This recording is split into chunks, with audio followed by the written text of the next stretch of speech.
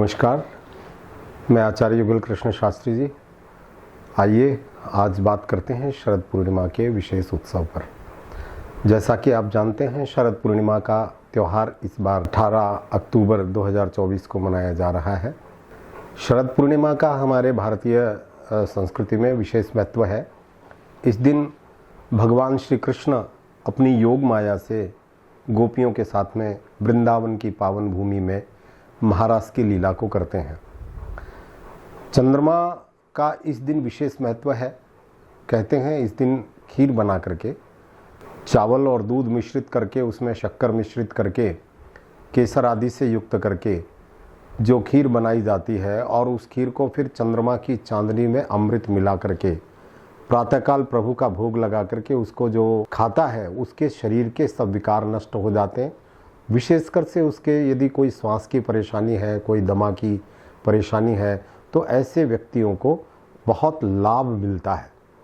वैज्ञानिक रहस्य को देखें तो हमारे पूर्वजों ने इस पर अनुसंधान जो किया वो ये था कि जिस समय शरद पूर्णिमा होती है उस समय चंद्रमा पृथ्वी के सबसे नज़दीक अवस्था में होता है और चंद्रमा की किरणें हैं वो डायरेक्ट जो है पृथ्वी पर बहुत नज़दीक से पड़ती हैं। जो चंद्रमा की किरणों का प्रभाव है वो वनस्पतियों पर पड़ता है और उन वनस्पतियों में जो स्पंदन होता है और हमारे मन का जो स्पंदन होता है वो भी चंद्रमा की वजह से ही होता है। इस दिन यदि खीर का प्रसाद बना करके, भोग लगा करके, चंद्रमा की चांदनी में अमृत मिला करके प्रातःकाल उसका सेवन करने से अनेक प्रकार की रोगों का उपचार हो जाता है। नंबर 2 जो है, भगवान विष्णु और लक्ष्मी जी का पूजन करना चाहिए।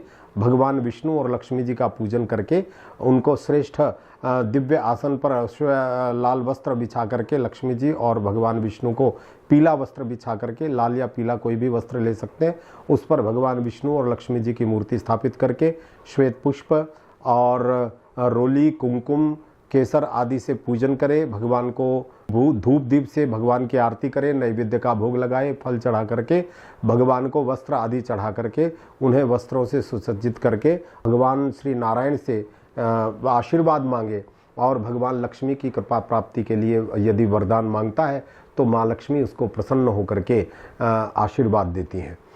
इसके बाद में भगवान रात्रि को जागरण करके शरद पूर्णिमासी के दिन जो चंद्रमा की चांदनी में बैठ करके अपने शरीर पर चंद्रमा की किरणों को लेता है, उसके कई प्रकार के मानसिक और शारीरिक विकार नष्ट हो जाते हैं। तो इस प्रकार से ये शरद पूर्णिमा का हमारे यहाँ विशेष महत्व है।